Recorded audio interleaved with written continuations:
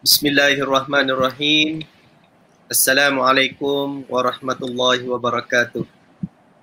Alhamdulillah wassalatu wassalamu ala Rasulillah wa ala alihi wa sahbihi wa man da'a bi da'watihi ila yaumiddin. Amma ba'd. Apa khabar sidang penonton dan para pendengar yang dikasihi sekalian? Alhamdulillah, marilah pertamanya kita merafakkan setinggi rasa syukur kehadap Allah Subhanahu wa taala kerana pada malam yang berbahagia ini, seperti yang kita rencanakan, kita alhamdulillah dapat membawakan kepada saudara-saudari, tuan-tuan dan puan-puan sekalian satu webinar berkaitan dengan sosialisasi agamawan dalam menangani COVID-19. Seperti mana yang kita maklum bahawa COVID-19 ini melanda ke seluruh dunia, dan termasuklah negara kita Malaysia yang sekarang ini sedang menghadapi dan sedang ditangani penularan COVID ini supaya ianya dapat kita sama-sama atasi, insya-Allah. Jadi pada malam ini kita rasa sangat bertuah kerana kita dihadiri oleh 3 orang ahli panel yang memang saya kira tidak asing lagi dalam orang kata ruang dakwah di Malaysia ini. Yang pertamanya ingin saya kenalkan iaitu Sahibus Samahah Datuk Dr. Luqman Haji Abdullah yang merupakan mufti wilayah Persekutuan. Alhamdulillah, apa khabar Datuk?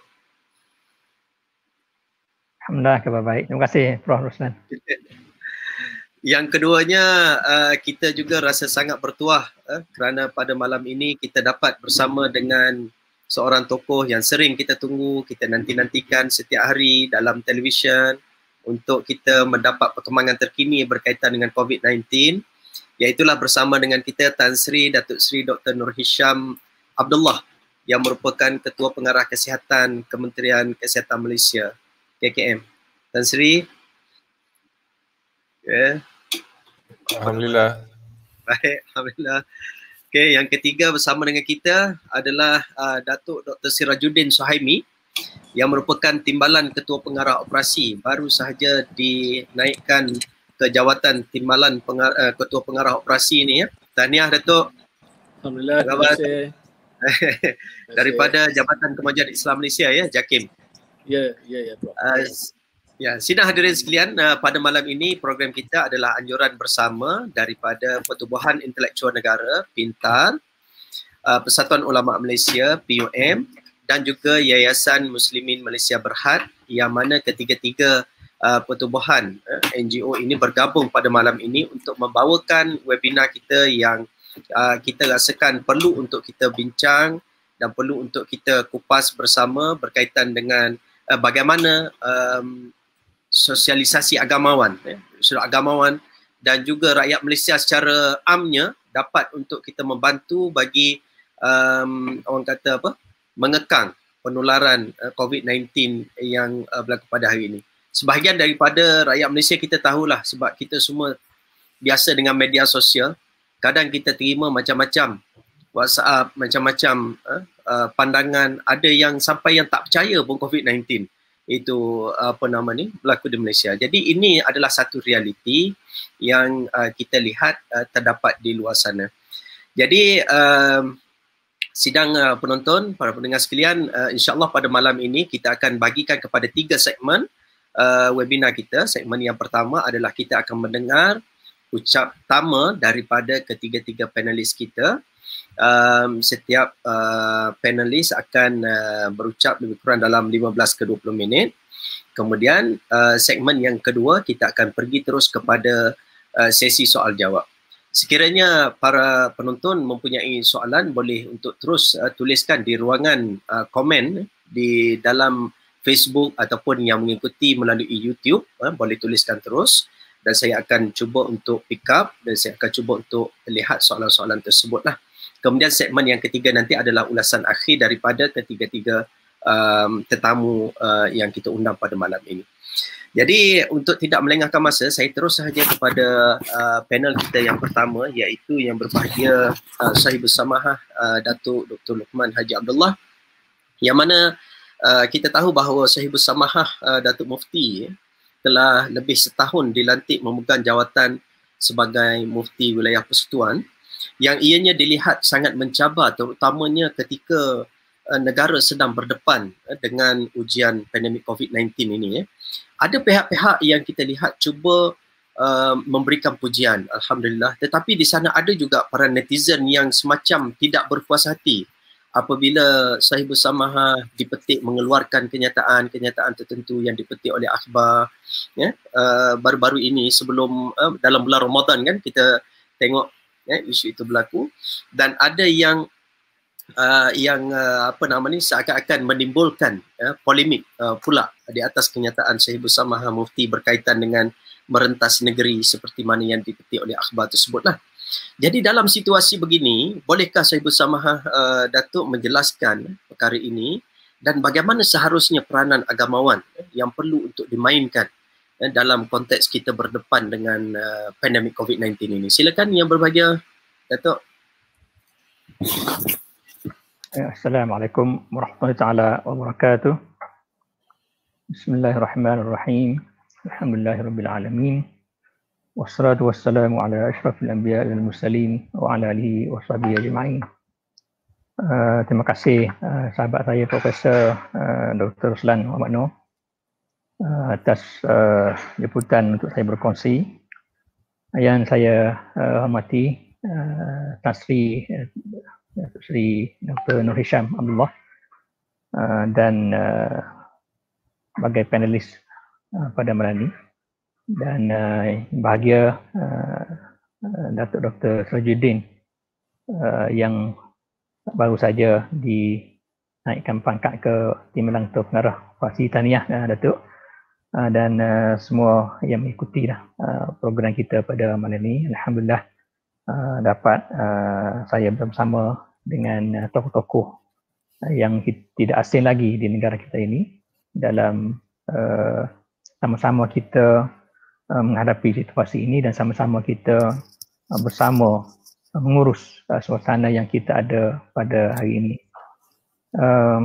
Sebenarnya apa yang disebut oleh dan yang keduanya saya ingin terima kasih juga atas jemputan daripada pihak penganjur Persatuan Ulama Malaysia, PUM, Pintar dan juga Yayasan Muslimin, 3 penganjur bersama untuk program kita pada malam ini. Balik kepada apa yang dilontarkan ataupun yang dipertanyakan oleh pihak moderator tadi, memang saya kalau kira Ramadan baru cukup setahun dilantik sebagai Mufti Wilayah Persekutuan. Dan kebetulan kita tahu tempoh dalam setahun ini merupakan tempoh kita banyak hadapi situasi yang sangat kritikal. Kita bermula dengan lockdown yang pertama 18 Mac 2020. Kemudian berterusan selepas itu, kemudian saya dilantik sebagai Mufti pada 15 Mei ataupun seminggu sebelum Hari Raya lah. Ketika saya dilantik itu, antara memang sebagaimana disebut oleh Prof. Roslan tadi, Mana ketika itu kita sedang menghadapi situasi COVID-19 ini, dan perkara yang pertama yang saya diminta untuk menangani adalah tentang fatwa-fatwa yang berkaitan dengan pengurusan agama, masjid, surau dan hal-hal yang berkaitan dengannya yang selalu dipertanyakan ke pejabat mufti wilayah persekutuan. Sebenarnya satu kejutan juga bagi saya lah, masuk ke pejabat mufti itu unprepared sebenarnya, tidak bersedia untuk itu sebenarnya, berlaku dalam keadaan yang sangat kalau boleh saya sebutkan sangat short notice, dan tawaran pun sangat cepat, dan saya menerimanya sebagai satu amanah untuk saya laksanakan di wilayah persekutuan ini. Dan antara perkara yang saya hadapi pada masa itu ialah tentang pengurusan SOP masjid dan surau, yang ketika itu sebenarnya kalau kita tengok di awal-awal PKP pada tahun 2020, apabila ada sekatan kepada surau dan masjid, saya bercakap dalam konteks wilayah lah, masa itu para jemaah masjid, para orang kita lah, tidak begitu concern sangat tentang SOP itu. Mereka boleh menerimanya, tak boleh pergi ke masjid, mereka boleh menerima sebab pada masa itu masing-masing mungkinlah keadaan terkejut dan mungkin agak panik menghadapi situasi PKP, menghadapi situasi pandemik pada masa itu. Dan sebagaimana yang kita maklum, pada masa itu pihak kerajaan pun, dan sebagaimana juga saya dengar daripada pembentangan oleh Tan Sri Dr. Nur Hisham pada masa itu, kita masih lagi proses belajar tentang pandemik ini, tentang virus ini. Setiap hari banyak perkara baru yang dipelajari, yang menjadikan keputusan-keputusan untuk kita laksanakan itu juga berada keadaan yang tidak stabil dan sentiasa berubah-ubah, sebab setiap hari ada saja perkara baru yang kita belajar daripada pandemik ini. Antara isu besar pada masa itu ialah tentang solat Jumaat dan solat jemaah di masjid dan surau apabila ada SOP tertentu dikenakan. Antara contoh tentang bilangan tertentu, tentang penjarakan saf dan tentang pengenaan mask serta suhu badan di masjid dan surau. Jadi perkara ini sebenarnya perkara yang sangat asing bagi kita umat Islam. Bukan saja di negara kita tapi di seluruh dunia. Ini satu perkara yang sangat asing sebab dalam sejarah, saya rasa dalam sejarah terakhir dalam 100 tahun ini kita tak pernah jumpa lagi situasi begitu. Situasi wabak yang akhirnya menyebabkan masjid pun terpaksa dikenakan SOP tertentu dan sekatan tertentu. Jadi masing-masing menerima pada masa itu dalam keadaan yang mudah dan mereka tidak question sangat tentang SOP itu walaupun mereka terkejut. Sebab mereka juga tidak belajar lagi apa yang mereka hadapi tentang virus ini. Tapi selepas berlangsung sebulan, 2 bulan dan masing-masing sudah buat studi sendiri dan sebagainya, dan mungkin studi mereka itu pun tidaklah berasaskan kepada data yang tepat dan sebagainya, sudah ada suara-suara yang tidak bersetuju dan membangkang terhadap SOP-SOP dikenakan, khususnya tentang masjid dan surau. Jadi kita tangani perkara ini sebab kalau merujuk kepada wilayah persekutuan, urusan masjid dan surau ini adalah di bawah Jawi, di bawah Jabatan Agama Islam Wilayah Persekutuan. Tapi walau bagaimanapun pejabat mufti akan sentiasa dirujuk dari segi pelaksanaannya dari semasa ke semasa, dan juga kita selalu berbincang. Biasanya kami akan berbincang antara pejabat mufti Wilayah Persekutuan dengan Jabatan Agama Islam Wilayah Persekutuan dan juga Majlis Agama Islam Wilayah Persekutuan. Kami akan berbincang 3 pihak ini, dan juga kami berbincang juga dengan Yang Berhormat Menteri Agama yang bahagia Datuk Dr. Zulkifli. Jadi inilah proses yang berlaku yang saya hadapi pada masa itu, iaitu sebenarnya itu adalah sangat agak asing bagi saya sendirilah. Tapi oleh kerana kita bergerak bukan keseorangan, kita bergerak dalam bentuk tim. Dia melibatkan beberapa pihak agensi agama yang terlibat, sebagaimana yang saya sebutkan tadi. Oleh kerana cara kita bekerja dalam bentuk begitu, maka sedikit sebanyak dia mengurangkan stres kepada saya sendiri dan juga kepada pejabat mufti wilayah persekutuan, sebab kita bermesyuarat dan kita syura antara satu sama lain dan kita berbincang sebelum sesuatu perkara itu dijadikan SOP sebagaimana yang kita tahulah. Kemudian dari sudut fatwa, perkara yang pertama kalau merujuk kepada wilayah persekutuan, isu solat Jumaat yang tidak dapat oleh kerana ada limitasi keperbilangan yang dibenarkan dan ia berubah dari satu fasa ke satu fasa, daripada yang pertama kita tak dibenarkan langsung, kemudian bergerak kepada 50 orang, bergerak kepada separuh bilangan kapasiti masjid, kemudian satu bilangan penuh dengan SOP tentu, dan kita sentiasa bergerak dari satu fasa ke satu fasa, dan oleh kerana ada limitasi begitu, maka kita di wilayah persekutuan terdapat banyak surah-surah yang memohon untuk mengadakan solat Jumaat sementara dalam musim PKP ini. Jadi ini juga yang dibawa kepada fatwa dengan kertas yang dibentangkan oleh pihak Jawi, dan saya sangat rapat sebenarnya dalam proses itu antara pengurus pengarah Jabatan Islam Wilayah Persekutuan Datuk Yang Berhormat Datuk Muhammad Haji dan juga dengan pengurusi Majlis Jabatan Wilayah Persekutuan. Jadi kami sangat rapat dalam sentiasa berbincang, boleh dikatakan setiap minggu berbincang tentang perkara ini, dan apabila sampai ke peringkat fatwa, pihak Jawi akan membuat kertas pembentangan, dan di wilayah persekutuan kita telah meluluskan pada sehingga tahap ini kita sudah 100 buah lebih surau yang kita luluskan untuk melakukan solat Jumaat, didirikan solat Jumaat sementara di musim PKP, kerana untuk kita memastikan mengakomodik seboleh mungkin mereka dapat melakukan solat Jumaat walaupun dalam keadaan yang sementara begitu. Tapi oleh kerana keadaan ini sentiasa berubah. Di wilayah persekutuan berubah, di Selangor sentiasa berubah situasinya, Negeri Sembilan, Melaka dan semua negeri dia berubah mengikut keadaan masing-masing. Yang terakhir baru ini, oleh kerana keadaan begitu kritikal di negara kita ini, apabila numbers semakin tinggi sehingga bahkan mencapai 8,000 dan pun naik kepada 9,000 kalau tak ingat saya, satu SOP baru telah telah dikenakan oleh MKN, dan kita di wilayah persekutuan kita menerima pakai cadangan tersebut. Untuk makluman yang mengikuti program ini pada malam ini, urusan hal-hal yang berkait dengan agama adalah urusan negeri. Dia bukan urusan federal sebagaimana yang telah pun sentiasa disebut oleh pimpinan kita. Urusan ini balik pada negeri. Jadi dalam konteks, kalau saya dalam konteks wilayah persekutuan, agensi yang terlibat itulah tadi Jawi dengan Mawid, dan juga kita juga sentiasa merujuk kepada yang berhormat Menteri Agama yang berbahagia Datuk Dr. Zulkifli, dan dalam urusan menguruskan situasi ini, kalau merujuk kontrak akhir baru ni, oleh kerana kita di wilayah persekutuan dari segi perubahan itu begitu mengejut, daripada satu jumlah yang agak ramai dibenarkan kepada sekarang ini hanya 50 orang dibenarkan.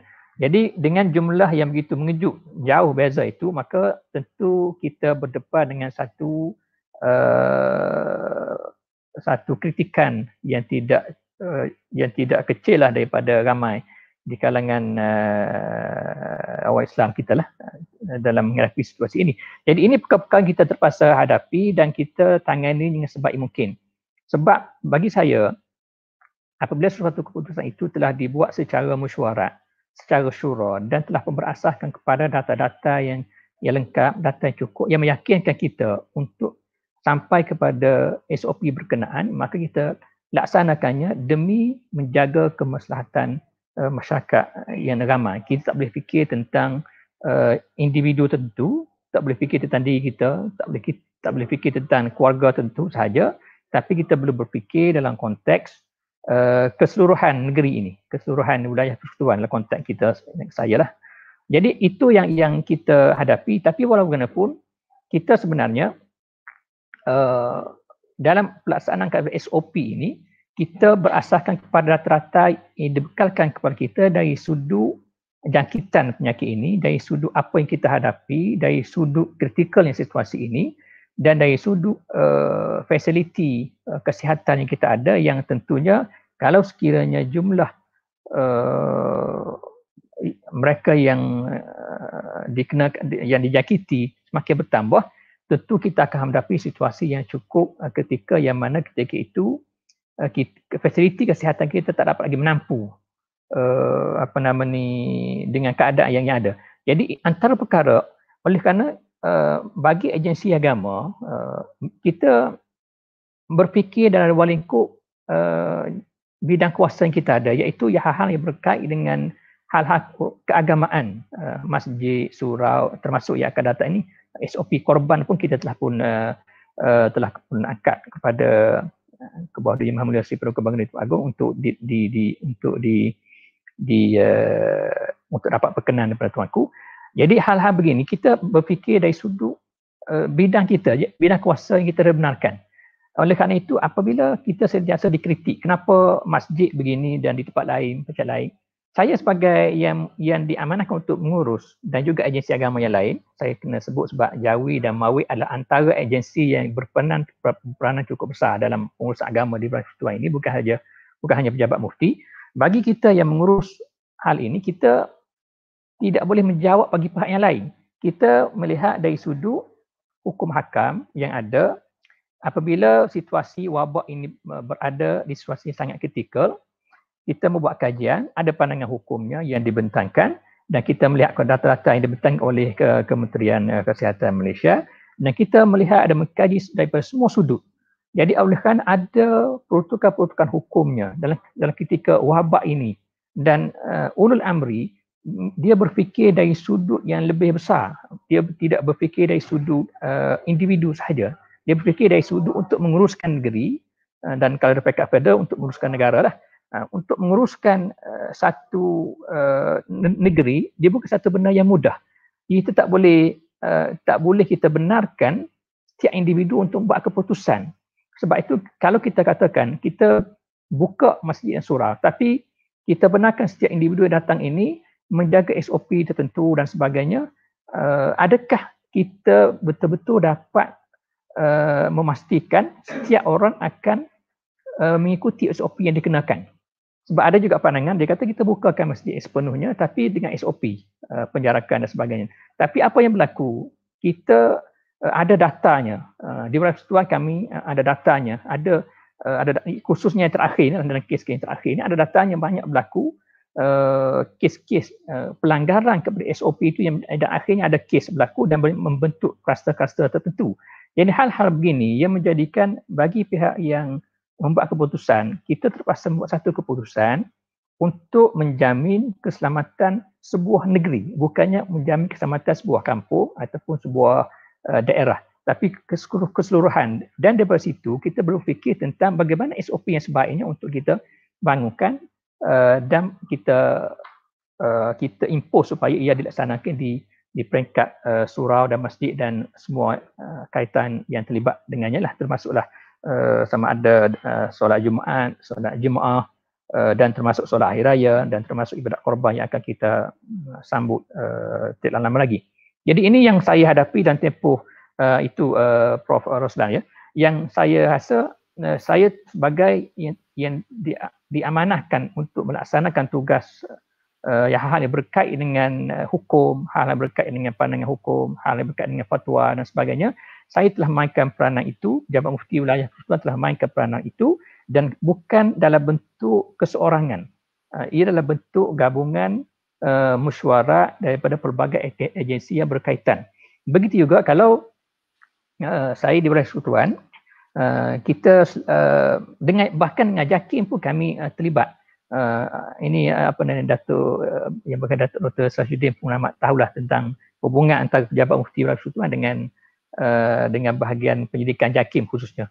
Dan apabila Datuk Sarjuddin berpindah ke bahagian lain, mungkin saya miss lah hubungan itu sebab saya sangat dekat dengan bahagian penyidikan JAKIM yang menguruskan hal-hal muzakarah MKI, panel pakar syariah dan sebagainya. Jadi kami berbincang dan boleh dikatakan secara agak regular berbincang tentang hal begini, bertukar pandangan dan sebagainya. Dan begitu juga saya juga setiap minggu ada hadir dalam post cabinet meeting yang dipromosikan oleh Yang Berhormat Menteri Agama, dan hal-hal yang berkait dengan COVID-19 ini dalam setiap meeting yang setiap minggu itu akan ada agenda tentang itu yang akan dibincangkan tentang pengurusan COVID-19 ini. Bukan sahaja hal yang berkait dengan SOP tadi, tapi juga hal yang berkait dengan tabung musaadah contohnya, yang juga sebenarnya memainkan peranan yang sangat besar dalam membantu mereka terkesan dengan COVID-19 ini. Jadi itulah perkara yang saya hadapi dalam tempoh ini, yang itu semua adalah memberi kita satu pengalaman-pengalaman baru kepada situasi baru, dan kita mengkaji banyak perkara baru dalam kita berdepan dengan situasi ini. Kita juga menghadapi, bila kita banyak kali dalam PKP, kita PKP, PKPB, PKPP, jadi dalam situasi ini, urusan kita pun sebenarnya walaupun dia berjalan, tetapi agak terhad apabila kita tak dapat pergi ke office dengan sempurna. Jadi kadang-kadang bila kita berada di rumah, work from home, ada bahan-bahan yang bersifat hard copy yang ada di office yang perlu kita ambil dan sebagainya, dan kita berhubung dengan pegawai kita pun di rumah. Jadi sekatan-sekatan begini sedikit sebanyak mengganggu sebenarnya urusan kita, tapi walau bagaimanapun kita cuba sedaya upaya supaya PKP ini tidak menghalang khidmat kita kepada masyarakat, walaupun dengan cara yang begitu, yang terhad begitu, tapi kita beri jaminan servis kita tidak terhenti walaupun mungkin ada sedikit gangguan, khususnya di peringkat-peringkat awal. Dulu kita tak biasa dengan work from home ni, kita biasa hari-hari jabat clock in, clock out, tiba-tiba work from home. Itu yang mula-mula dulu memang agak janggal lah, dan memang kita hadapi masalah di peringkat awal. Tapi kita dah setahun begini, PKPP dan dah kita belajar banyak daripada proses itu. Akhirnya kita get used dengan situasi itu, dan pada tahap ini saya rasa kita sudah bersedialah untuk bekerja dalam situasi begitu. Even pada masa sekarang ini pun saya rasa akan ada budaya baru dalam kerja kita. Mungkin kita extend budaya itu walaupun selepas PKP ataupun selepas situasi ini berakhir, mungkin dalam konteks untuk perkhidmatan lebih cekap, mungkin bekerja secara online itu mungkin salah satu bentuk yang perlu kita adopt dalam situasi baru kerja kita, walaupun kita telah berada situasi yang normal balik. Ini pun juga perkara yang kita belajar dalam proses inilah. Kemudian tentang kecaman-kecaman daripada orang ramai sebagaimana yang Prof Ruslan sebutkan tadi, terutama yang terakhir tentang apabila akhbar membuat laporan tentang kenyataan saya semasa saya present satu ucap utama lah di UKM tentang saya menjawab soalan daripada seorang daripada peserta seminar tentang rentas negeri. Ketika itu kita tak dibenarkan untuk merentas negeri, dan saya memberi perspektif saya berasaskan kepada itu adalah arahan ulul amri.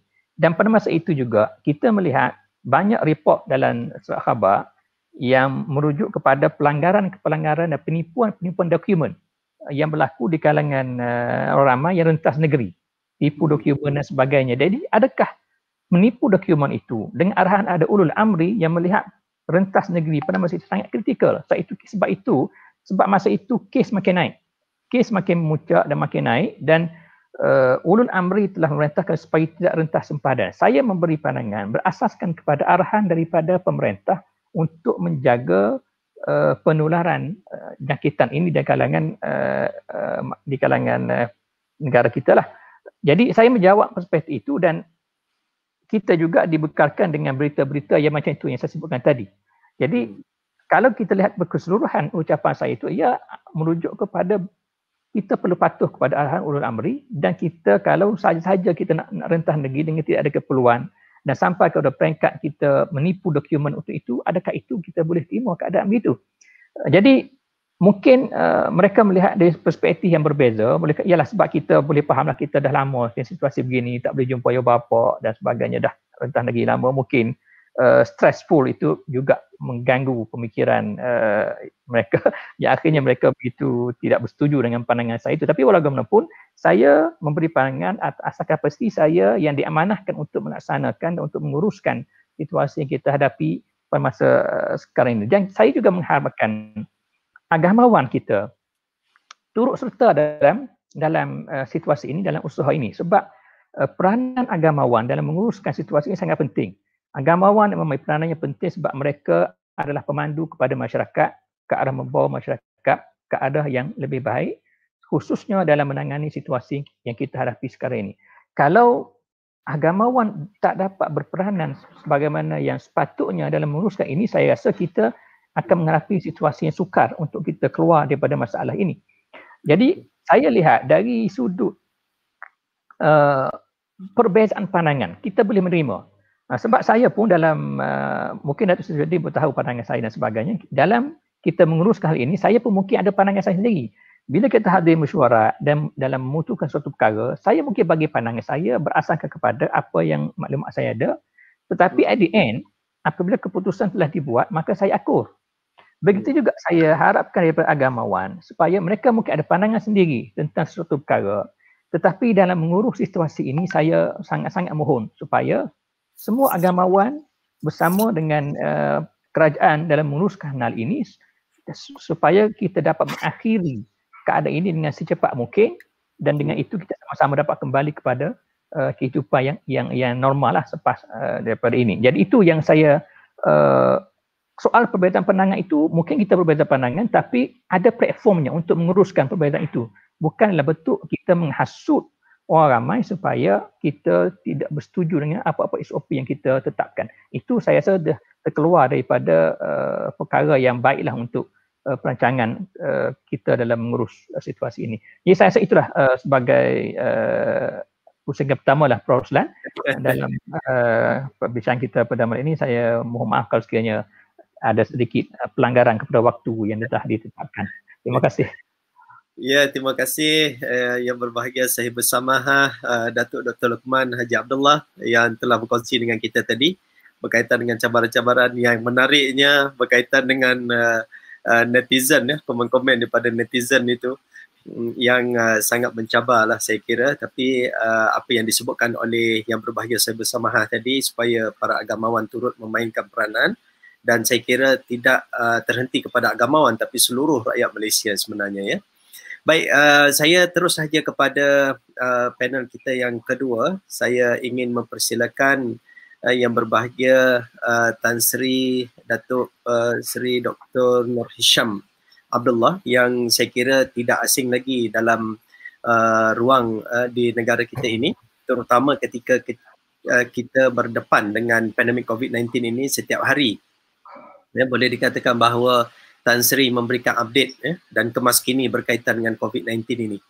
Jadi saya kira semenjak daripada pandemik ini melanda, ya Tan Sri, boleh dikatakan Tan Sri ini sebagai wira lah, kita kata, ya, wira Malaysia dalam merencanakan kaedah-kaedah untuk menangani penyebaran COVID-19 ini. Namun begitu terdapat juga sebahagian daripada rakyat Malaysia tertanya-tanya, Tan Sri, mengapa kes COVID-19 ini belum dapat dikawal sepenuhnya di negara kita ini berbanding dengan negara-negara Eropah umpamanya, ya, yang kelihatan telah mula melonggarkan SOP dengan penganjuran umpamanya sidang G7 baru-baru ini, kan, tanpa memakai pelitup muka, dan juga penganjuran Euro 2020 yang sedang berlangsung sekarang ini, bola sepak, kan, malam ni Perancis lawan apa, ya. Kan, itu juga kita lihat begitu, kan, tak pakai pelitup muka apa semua, kan, pergi ke stadium ramai-ramai. Jadi kita nak mohonlah yang berbahagia Tan Sri untuk jelaskan keadaan ini dan bagaimana mungkin kita memutuskan rangkaian COVID-19 ini sebenarnya. Serta bilakah yang berbahagia Tan Sri menjangkakan bahawa kes ini akan dapat dikawal kembali di negara kita ini, terutamanya di Malaysia inilah, Tan Sri. So saya serahkan kepada Tan Sri untuk Bismillahirrahmanirrahim. Assalamualaikum warahmatullahi taala wabarakatuh dan selamat malam. Terima kasih kepada Profesor Dr. Luqman Ruslan Muhammad Noor, pengurusi webinar pada malam ni, dan bersama dengan Datuk Dr. Sirajuddin Timbalan KP JAKIM dan Datuk Dr. Luqman Abdullah, Mufti Wilayah Persekutuan. Dan saya juga ucapkan terima kasih kepada ketiga-tiga NGO yang menganjurkan webinar pada malam ni. Dan adalah amat penting untuk kita memahami keadaan dan suasana jangkitan COVID-19 dan sesungguhnya setiap individu, setiap keluarga, masyarakat dan juga negara akan diuji ini satu cabaran dan juga satu dugaan kepada negara kita, dan bukan hanya negara kita, satu dunia menghadapi masalah yang sama. Dan 100 tahun dulu kita lihat keadaan ini juga berlaku ketika Spanish flu, dan kita perlu belajar daripada sejarah apa yang perlu dilaksanakan dan apa yang bagaimana kita boleh memutuskan rantaian jangkitan COVID-19 dalam negara kita. Dan pada hari pertama lagi kita ada 6 kaedah untuk menjalankan tindakan kita. Yang pertama, seperti dalam hadis mengatakan, kalau ada wabak di satu kawasan, jangan kamu masuk ke dalam kawasan tersebut dan jangan kamu keluar dari kawasan tersebut. Jadi yang tindakan pertama kita ialah kawalan sempadan negara, sempadan negeri, sempadan daerah. Jadi ini amat penting sekali. Apabila pada bulan Januari kita lihat pada 25 hari bulan Januari, kes pertama telah dikesan di negara kita iaitu pelancong pada Wuhan dan membawa jangkitan tersebut. Ini jadi kita kena perketatkan kawalan sempadan kita. Dan juga apabila telah pun berjangkit di negeri masing-masing, kawalan sempadan negeri juga penting. Dan kawalan sempadan daerah juga penting untuk mengelakkan jangkitan. Yang ini nyata. Tapi kita pun tahu, tapi kita tak amalkan. Iaitu bila ada jangkitan, kita tahu negeri kita, daerah kita dijangkiti kes tinggi, kita masih lagi merentas negeri, merentas daerah dan sebagainya. Yang kedua ialah kita kena lihat kepada sistem kesihatan negara kita sama ada mampu tak menampung kes-kes yang telah dijangkiti. Iaitu jangkitan, kita kena lihat keupayaan iaitu petugas kesihatan kita, hospital kita, peralatan kita dan sebagainya. Jadi kita bersiap sedia sebelum dijangkiti. Jadi kita mulakan kesiapan kita daripada Disember 2019 lagi. Iaitu bagaimana kita nak mengenal ataupun nak mengesan virus tersebut. Virus tak nampak tapi bagaimana kita kesan. Jadi apabila negara China telah keluarkan jujukan genomik tu, jadi kita lihat pada jujukan tersebut dan kita amalkan dan di IMR untuk kita halusi jujukan tersebut dan untuk mengenal pasti virus tersebut. Dan apabila kita dah berjaya, kita terus melatih makmal-makmal kita di awam dan juga swasta untuk menjalankan ujian. Pada Januari kita boleh kita ada 23 makmal, kan kita boleh uji 1000 kes sehari. Tapi sekarang ni kita ada 78 makmal awam dan swasta dan universiti, boleh kita uji lebih pada 100,000 ujian sehari. Dan juga kita pertingkatkan ujian iaitu rapid test kits yang kita boleh uji dalam tempoh masa yang singkat. Dan sekarang ni kita boleh buat ujian menggunakan ailio dan juga napas dan sebagainya. Yang ketiga ialah mengambil tindakan kesihatan awam. Jadi yang pertama kawalan sempadan, yang kedua sistem kesihatan, yang ketiga kawalan tindakan kesihatan awam. Tindakan kesihatan awam ni bukan baru, telah pun lama.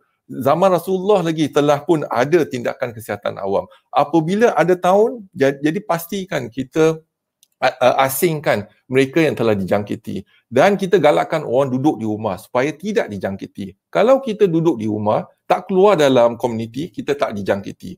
Dan kalau kita positif pun, kalau kita tak keluar di rumah, kita tak menjangkiti orang lain. Jadi ini adalah tindakan kesihatan awam dan kita akan kenal pasti kes-kes yang positif dan kita asingkan kes-kes yang positif dan juga kita asingkan untuk tempoh masa 14 hari. Virus ni tak bergerak, virus ni tak berhimpun, tetapi apabila manusia bergerak, manusia berhimpun, maka kita bagi peluang pada virus ni untuk menjangkiti. Apabila kita salam, peluk, jadi jangkitan berlaku. Dan bila berlaku jangkitan, virus ini akan masuk pada saluran pernafasan kita.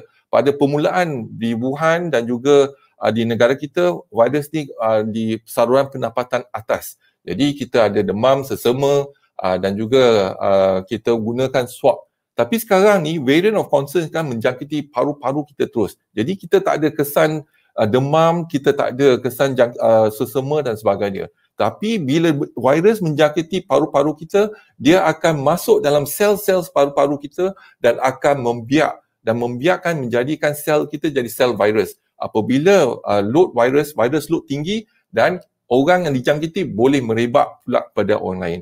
Jadi kalau kita boleh asingkan seseorang tu untuk tempoh 14 hari, maksudnya kita boleh saya putuskan jangkitan rantaian COVID-19 dalam negara. Yang keempat tindakan kita ialah melindungi kumpulan rentan. Contohnya OKU, contohnya orang yang berusia dan juga orang asli di perkampungan kerana imuniti mereka kurang. Jadi kita kena lindungi kumpulan-kumpulan rentan. Yang keempat, libat urus dengan rakyat Malaysia. Ini penting supaya rakyat faham dan boleh ambil tindakan masing-masing supaya tindakan kendiri ni, contohnya mengasingkan diri di rumah ataupun kalau kita nak keluar di rumah, kena patuh pada SOP. Pastikan kita memakai penutup muka supaya kalau kita positif, kita tak menjangkiti orang lain. Kalau kita negatif, kita tak dijangkiti. Yang tu yang pertama. Yang kedua, pastikan ada penjarakan. Penjarakan untuk elak dijangkiti. Dan satu lagi, cuci tangan, kerap cuci tangan. Dan elakkan tempat-tempat yang sesak, elakkan tempat-tempat yang sempit dan elak kita bersimbang dengan jarak dekat. Masa zaman Rasulullah tu, bila ada jangkitan berlaku, pasar ditutup, masjid ditutup dan kita semua duduk rumah. Pastikan kita cuci tangan. Kita sekarang ni ada sabun, dulu menggunakan cuka dan sebagainya. Inilah keadaannya untuk kita putuskan rantaian jangkitan untuk tempoh yang tertentu. Tapi kita tahu, tapi masalahnya adakah kita amalkan yang ni. Yang keempat, yang kelima yang libat urus ni penting untuk supaya yakinkan rakyat, supaya dia tahu apa nak buat. Virus ni virus yang baru, pada permulaan kita juga belajar sifat-sifat virus tersebut. Dan sekarang ni kita dah tahu, virus ni hanya boleh berjangkit lepas 10 hari. Kalau 10 hari kita dijangkiti, kita asingkan diri kita dan apabila kita sembuh, kita dah ada ketahanan tubuh dan juga kita tak boleh menjangkiti. Walaupun ujian masih positif tapi kita tak menjangkiti. Itu sebab pentingnya kuarantin. Duduk di rumah tu penting dan juga mereka yang datang dari luar negara kita kena kuarantin.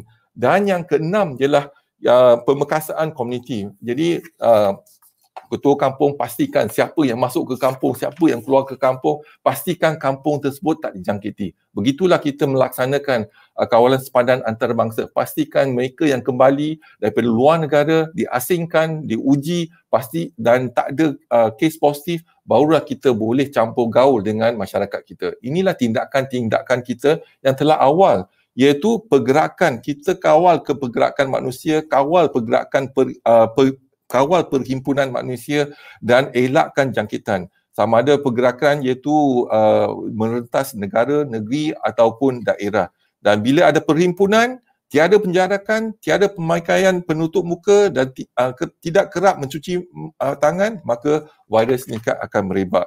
Dan virus ini sekarang ni lebih pandai sebab dalam tempoh sebulan, setahun, virus ini telah pun bermutasi. Berarti merebak ke sifat-sifat tu dah berubah. Iaitu bermutasi maksud dia bila dijangkiti akan masuk membiak dan banyak pembiakan akan berlaku banyak mutasi. Mutasi maksudnya virus ni menjadi lebih rentan, lebih kuat, iaitu merebak dengan lebih cepat dan juga membawa kes kematian yang lebih tinggi. Jadi tingkah kita, apa yang kita harus lakukan ialah tingkatkan kepatuhan kepada SOP dan juga penguatkuasaan terhadap aktiviti-aktiviti yang kita sentiasa laksanakan.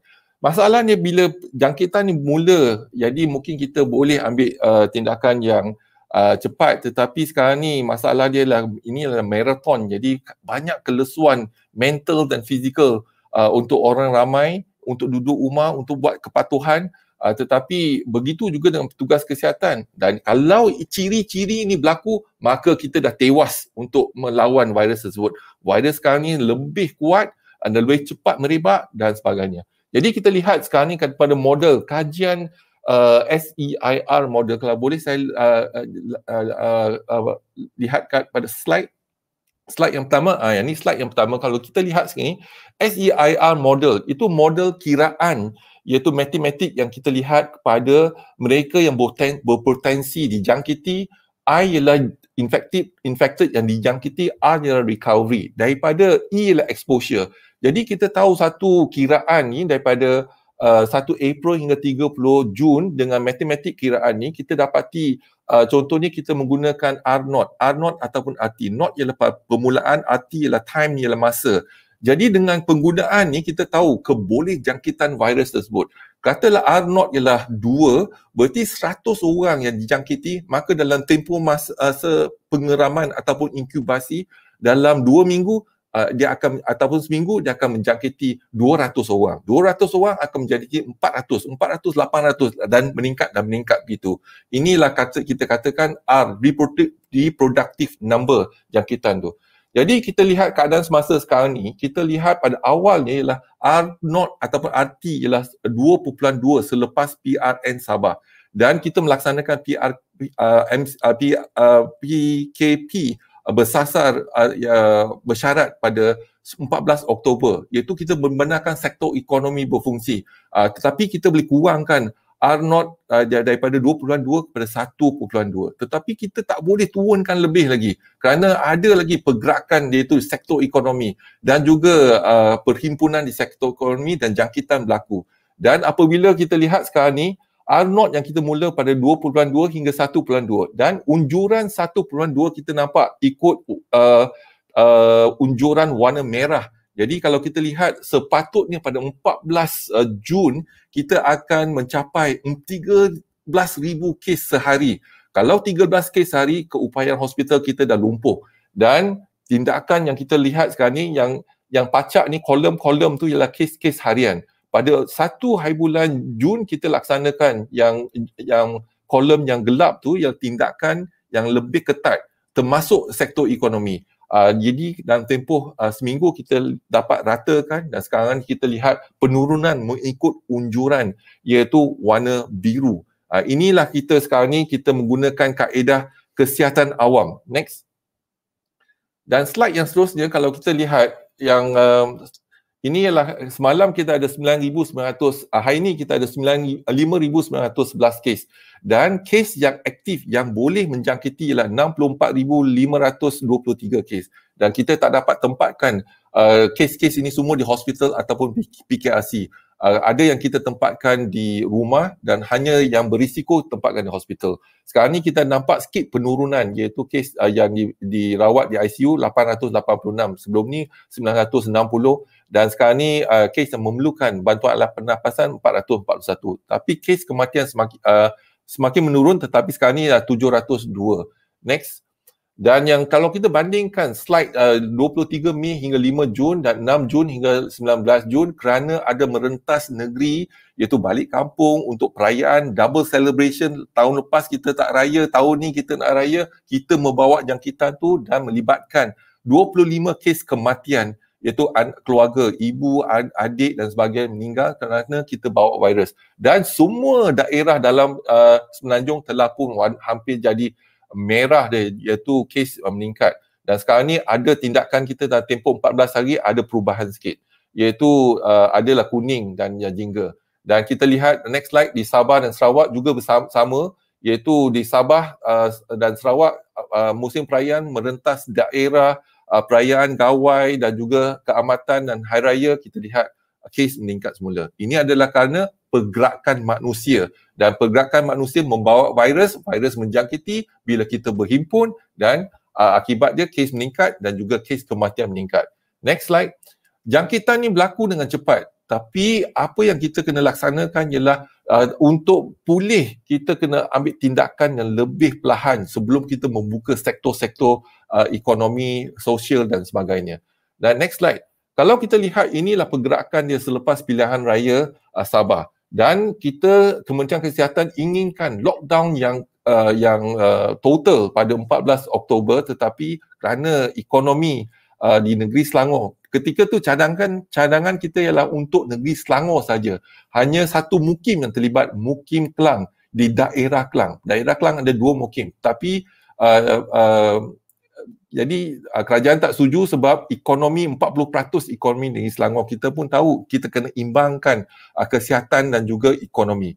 Dan kita berjaya turunkan R0 daripada 2.0 pada 1.2. Lepas tu kita benarkan 7 hari bulan Disember benarkan merentas negeri dan daerah untuk membantu sektor ekonomi. Ini dah implikasi dia. Apabila hujung tahun Christmas dan tahun baru kita lihat banyak pergerakan sampai Langkawi, Melaka, hotel semua dah penuh. dan jangkitan pun meningkat. Dia R0 meningkat ketika tu dan kita syorkan 13 Januari laksanakan PKP 2.0 tetapi membenarkan sektor ekonomi untuk berfungsi. Dan pada 30 hari bulan Januari, kes yang tinggi ialah 5,725 kes. Dan bulan 2 kita tengok kes semakin menurun dan bulan 3 dah menurun. Bila dah menurun, terus kita membuka sektor pembelajaran, sektor sosial, sektor agama, semua kita buka. Dan bila kita buka dan kebetulan masuk bulan Ramadan dan hari raya, kita lihat kes meningkat dengan cara mendadak. Jadi pada 12 hari bulan Mei, sehari sebelum hari raya, kita laksanakan PKP. Tetapi ramai, 200,000 orang telah dapat permit untuk balik kampung. Dan MITI juga membagikan surat untuk balik kampung, mungkin lebih pada 200,000, saya tak pasti. Tapi yang nyata, balik kampung dan kita lihat daerah-daerah di Kelantan, di Terengganu, di Pahang, Kedah, semua dah jadi jangkitan.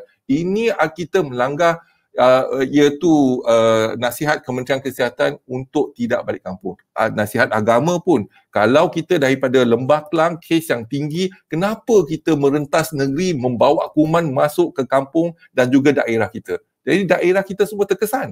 Ini bukan perkara yang kita tak tahu. Kita tahu tapi kita tak amalkan. Jadi kita lihat sekarang ni lockdown pada 1 hari bulan Jun, tindakan kita dalam tempoh seminggu kita tak dapat ratakan dan terus kes berkurangan sekarang ni. Next. Jadi kita lihat sekarang ni yang Labuan contohnya meningkat kes adalah daripada sempadan antarabangsa, iaitu di sektor perkapalan, sign on dan sign off membawa jangkitan dan kes meningkat. Di Kuala Lumpur, di Selangor, Negeri Sembilan, Sarawak, Putrajaya semua melebihi iaitu kadar 1,671 purata kes untuk negara. Next slide. Dan yang ini kita lihat jangkitan yang biasa berlaku ialah di kalangan orang yang bergerak, banyak bergerakan, iaitu usia 20 hingga 40 tahun. Next slide. Dan yang sekarang ni kes kematian ialah 0.63% dan melibatkan 4,348. 94% ialah rakyat Malaysia, 87% berusia 50 tahun ke atas, 61% ada lelaki, 12% mati di luar hospital. Tak sempat datang ke hospital dah mati dah. Dan 88% ada penyakit tidak berjangkit, contohnya kencing manis darah tinggi. 85% ada jangkitan iaitu tahap 4 dan 5. Tahap 1 tak ada gejala, tahap 2 ada gejala ringan, tahap 3 ada radang paru-paru, tahap 4 memerlukan oksigen dan tahap 5 dia perlukan bantuan alat pernafasan. Next slide. Kita lihat pada tahun 2020 jumlah kes kematian 471. Sekarang ni tahun ni 3,877 di mana 3,469 kematian di hospital, 408 kematian di luar hospital. Dan pada bulan Mei kita catatkan 1,290 kematian dengan 122 kematian di luar hospital. Dan pada 19 hari pertama Jun 2021, kita dah catatkan 1,552 kematian di mana 141 kematian adalah di luar hospital. Jadi jangkitan berlaku. Kita kalau masuk solat, contohnya solat di masjid, memang penjarakan diamalkan, tetapi bila keluar masjid, bersesak-sesak situ. Dan ini yang kita kena lihat bagaimana kita nak elakkan untuk dijangkiti. Next slide. Dan ini yang slide yang paling penting. Kalau kita lihat slide ni, PKP ni, warna kelabu ialah aktiviti keagamaan, iaitu ketika bulan Ramadan kita solat dan juga murih dan sebagainya, aktiviti-aktiviti yang tinggi warna kelabu. Tapi selepas kita laksanakan PKP 1 hari bulan Jun, jadi kita dapat kawal iaitu jangkitan di kalangan sektor agama. Tetapi yang kita lihat juga warna hijau ialah satu masa dulu jangkitan banyak berlaku di kilang dan juga di penjara.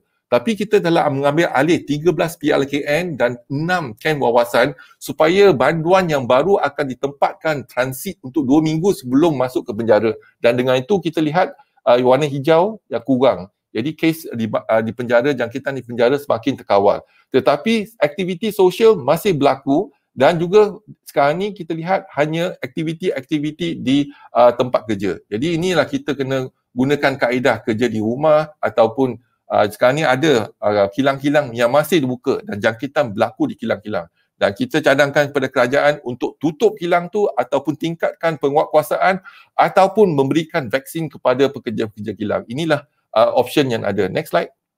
Dan sekarang ni bila kita lihat ada penurunan kes, tetapi kes-kes di ICU memerlukan rawatan, contohnya yang tahap 4 2 minggu, tahap 5 3 minggu. Jadi sekarang ni sekurang-kurangnya kita tak nampak peningkatan atau lonjakan kes secara mendadak, tetapi telah pun merata. Jadi kita harapkan ada penurunan kes-kes di ICU, barulah kita ada keupayaan untuk merawat lebih banyak lagi pesakit. Next slide. Dan ini ialah ujian, next slide ialah ujian yang kita laksanakan untuk sehari lebih kurang 80,000, tapi kalau boleh kita tingkatkan lebih banyak lagi ujian supaya kita dapat mengesan lebih banyak kes-kes yang positif. Kalau tidak, duduk di rumah. Sama ada positif ataupun negatif, duduk di rumah, kita dapat putuskan rantaian jangkitan COVID-19. Next slide, ini yang kita nak bincangkan ialah varian. Varian baru berarti virus ni kebolehjangkitan lebih tinggi dan kadar kematian lebih tinggi, iaitu alpha variant, beta variant dan delta variant. Dan kita lihat contohnya saya nak lihat kepada Kampung Bunut Sarang Burung, iaitu seorang pelajar tahfiz daripada Kelantan datang ke Selangor untuk majlis perkahwinan dan bawa balik jangkitan tu dan menjangkiti 256 pelajar-pelajar dan juga individu di sekolah tersebut. Dan juga Kampung Domis, dan ini juga varian. Jadi kita dapat kesan varian di kalangan mereka secara rawak. Next. Dan kita lihat juga sekarang ni, setakat ni ialah variant of concern telah menjangkiti 145. Kita hanya menjalankan ujian secara rawak kerana jangkitan kluster-kluster tu telah pun dikenal pasti. Dan inilah kita bimbang. Hari ini variant ni masih berkesan dengan vaksin. Mungkin esok dan lusa variant yang baru ni, vaksin yang kita gunakan tak berkesan lagi lah. Next. Jadi dengan peningkatan kes bilangan kluster yang tinggi dan juga kluster juga semakin bertambah, kes-kes sporadik bertambah, peningkatan kes masuk ke hospital, PKRC dan juga di ICU, dan peningkatan kes penggunaan bantuan alat pernafasan dan sebagainya. Kebimbangan kita kalau vaksin tak berkesan lagi. Dan kita lihat pada next slide, ialah vaksin setakat ni hari ni semalam 180,000 orang telah pun diberikan vaksin. Dos pertama 147,000, dos kedua 32,000, jumlah keseluruhan 5.5 juta telah pun diberikan vaksin. Untuk dos pertama 3.9 juta, dos kedua 1.5 juta. Masih jauh lagi untuk mencapai imuniti kelompok. Kalau kita dah capai imuniti kelompok, boleh kita longgarkan, iaitu longgarkan pemakaian mask ataupun penjarakan dan sebagainya. Kita kena tunggu mencapai imuniti kelompok dulu. Kalau selagi tak dapat capai imuniti kelompok, maka kita masih kena patuh pada kesihatan awam dan kena tingkatkan iaitu vaksinasi. Dan ada isu vaksinasi yang ditimbulkan. Vaksinasi ini bermula pada negara Islam, iaitu pada tahun 1850 di Turki. Mereka menggunakan inokulasi. Dan orang barat datang ke Turki, ambassador barat datang ke Turki membelajarkan teknik tersebut dan membawa balik teknik tersebut ke UK, dan barulah Edward Jenner lihat bagaimana menggunakan vaksinasi pada manusia. Next slide.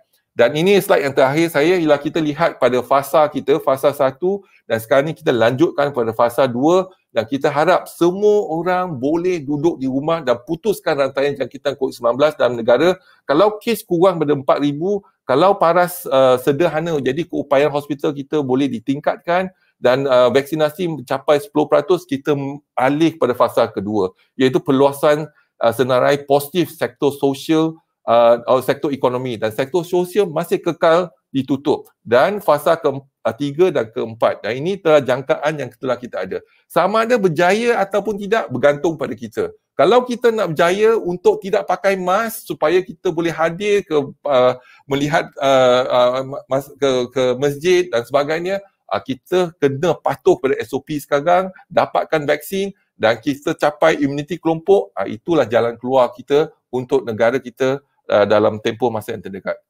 Itu saja pembincangan saya pada malam ni. Sekian, terima kasih. Alhamdulillah, yang berbahagia Tan Sri, banyak sungguh maklumat-maklumat dan saranan-saranan yang berguna yang disebutkan oleh Tan Sri sebentar tadi, yang saya dapat petik yang akhir tadi. Datuk Sri menyebutkan bahawa kita kena patuhi apa SOP yang telah ditetapkan ini, duduk di rumah supaya kita dapat putuskan rangkaian. Walaupun ada di kalangan kita mungkin dah agak rimas, tapi kita kena melihat supaya perkara ini dapat kita sama-sama menjayakan hasrat untuk memutuskan COVID-19 ini agar kalau yang nak pergi ke masjid tu, insya-Allah satu hari kita akan dapat pergi ke masjid bersama-sama, bukan sekadar masjid tapi insya-Allah kita akan dapat pergi ke umrah dan haji juga bersama. Tapi kita memerlukan disiplin itu seperti yang disebutkan oleh Tan Sri sebentar tadi ya. Jadi saya teruskan saja kepada ucap pertama panel kita yang ketiga, iaitu yang berbahagia Datuk Dr. Sirajuddin Suhaimi yang merupakan timbalan Ketua Pengarah Operasi JAKIM yang baru yang menerajui hal ehwal kemajuan Islam di Malaysia ini. Kita tahu bahawa JAKIM adalah badan yang menerajuinya. Yang berbahagia Datuk terdapat di kalangan rakyat yang menularkan seakan-akan agamawan yang dikatakan tidak menyokong vaksin. Ada macam-macam persoalan seperti vaksin melibatkan konspirasi dan sebagainya. Jadi sebagai timbalan Ketua Pengarah operasi ini di institusi yang menerajui hal ehwal Islam, apakah tindakan sewajarnya yang boleh dimainkan oleh institusi agama seluruh negara? Dan adakah sesuai untuk kita menangani agamawan yang anti vaksin ini melalui undang-undang sedia ada? Jadi saya serahkan kepada Datuk Siraj untuk meneruskan. Ya, Assalamualaikum warahmatullahi wabarakatuh. Alhamdulillah. Terima kasih kepada Profesor Dr. Roslan Mak Noor, moderator kita pada malam ini. Yang bahagia Tan Sri Datuk Sri Dr. Nisha Abdullah, Ketua Pengarah Kesihatan. Saya bersama Datuk Dr. Luqman Abdullah, Mufti Wilayah. Dan seterusnya penganjur, terima kasih saya ucapkan menyediakan medium ini untuk kita menyampaikan maklumat kepada masyarakat, insya-Allah. Alhamdulillah, suka saya bawa dulu berkaitan persoalan yang dikemukakan oleh moderator tadi berkaitan keunikan Malaysia ini sendiri, berkaitan tanggungjawab kerajaan di dalam menangani isu ataupun tanggungjawab kerajaan atas kemaslahatan umat Islam. Oleh itu, izinkan saya cuba untuk berkongsi skrin. Mohon moderator respon, terima atau tidak? Datuk bolehkah ataupun Datuk nak minta kami yang bentangkan? Sekarang ni diterima tak terima Belum keluar lagi Datuk. Okey, yang terbaik sekarang mana minta pihak urus je lah. Okey, saya sharekan file tersebut lah. Alright. Baik, keunikan di Malaysia berdasarkan Perlembagaan Persekutuan. Maka telah ditubuh oleh Majlis Sarjana pada tahun 68 lagi, memutuskan terhadap keperluan sebuah badan yang menyelaras pembangunan dan kemajuan umat Islam di Malaysia, dan ditubuhkan Sekretariat Majlis Hayawal Agama Islam yang pada tahun 69. Dan inilah titik tolak permulaan. Kalau orang kata JAKIM ni tak ada perlembagaan, tapi inilah dia sebenarnya. Dan sekretariat ni kemudian diperluaskan sebagai bahagian agama JPM pada tahun 94 dan selanjutnya naik taraf sebagai bahagian awal Islam ataupun BAHIS pada 85 dan akhirnya pada tahun 1997 menjadi Jabatan Kemajuan Islam Malaysia. Next. Ini laju je. Ini sebagai latar belakang. Dan sebagai makluman kepada sidang hadirin dan penonton sekalian, penubuhan Majlis Kebangsaan Awal Islam yang saya sebutkan tadi pada tahun 68 tu, rentetan dari itu maka tertubuhlah Jawatankuasa Fatwa MKI pada tahun 1970. Dan sepanjang 70 hingga tahun 80 telah bersidang sebanyak 18 kali menjadi Majlis Fatwa Kebangsaan dan kemudian dipindah nama pada tahun 81 sebagai Muzakarah Fatwa MKI dan akhirnya pada tahun 2018 dipindah sebagai Jawatankuasa Muzakarah Majlis Kebangsaan Awal Islam sehinggalah hari ini. Next slide. Sebagai makluman kepada sidang hadirin dan penonton sekalian, pada tahun 2020 apabila bermulanya penularan COVID-19 ini tadi, Jawatankuasa Muzakarah MKI telah bersidang sebanyak 10 kali secara resmi. Sebagaimana paparan di skrin, bermula pada 15 Mac sebelum diadakan lockdown PKP pada bulan Mac tahun 2020. Dan sepanjang tempoh itu sehinggalah Februari 2021. Malah yang terkini apabila kita membincangkan yang terakhir ialah SOP ibadah kurban bagi PKP 3.0 yang akan diumumkan sedikit masa lagi, sehari 2 lagi akan diumumkan insya-Allah. Next screen. Dan sepanjang tempoh yang saya sebutkan tadi, sebanyak 11 mesyuarat dilaksanakan, banyak isu-isu yang kita bincangkan demi kemaslahatan umat Islam. Bermula dengan pengurusan masjid dan surau pada 15 Mac tahun 2020. Orang kata itulah titik tolak permulaan apabila diumumkan semua aktiviti ditangguhkan. Kemudian kita bincang juga tentang pengurusan jenazah COVID. Ini penting bagi memastikan agar tidak wujud penularan virus COVID-19 ini ketika menguruskan jenazah bagi umat yang telah dijangkiti oleh virus COVID-19. Sepanjang tempoh itu untuk mesyuarat kali kedua, kita bincang juga berkaitan dengan kaedah melihat anak bulan. Kita bincang tentang kaedah pembayaran zakat fitrah pada waktu itu bulan Ramadan. Menghadapi bulan Ramadan, macam mana nak bayar zakat fitrah kalau amalannya umat Islam akan bertemu dengan amil untuk membayar zakat fitrah, bersalam dan berdoa, maka itu dielakkan. Maka kita cadangkan untuk membayar zakat fitrah secara dalam talian. Dan kita bincangkan juga kaedah, putuskan juga resolusi kaedah solat Jumaat dan ibadah di bulan Ramadan. Bagi memastikan dalam melaksanakan ibadah ini, kita tidak terjebak sebagai satu kluster penularan wabak COVID-19 itu sendiri. Dan banyak lagi perkara yang dibincangkan untuk makluman hadirin hadirat sekalian. Dan antara yang lain, apabila kita menghadapi bulan Ramadan tahun lalu dan dalam masa yang sama kita dikehendaki menjalani ujian saringan, swab test, maka pihak muzakarah berbincang apakah hukum menjalani ujian saringan swab test COVID-19 pada bulan Ramadan bagi mereka yang berpuasa. Adakah batal ataupun tidak batal puasa?